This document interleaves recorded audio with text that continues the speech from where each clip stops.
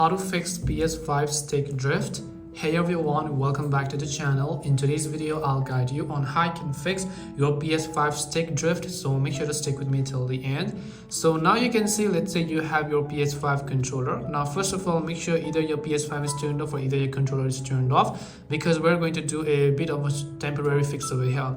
Now this is only a temporary fix, I'm telling you, because a permanent fix requires you to open up all your controller like this, which I'm assuming that you don't want to do. So that's why this is only a temporary fix. You could be having such issues. The first thing I want to check is to simply remove any dust or dirt that is around the stick of your controller. As you will be able to see in these edges, I want you to simply remove all those over here first of all, because one of the main causes of it is also that. Now another thing what I want you to do, you just press and hold on a controller and simply rotate it all the way around. So just make sure you take all of the 360 turns over here and make sure that you're actually touching the corners, not without touching, but you're actually touching the corners like this, and make sure you rotate it slowly.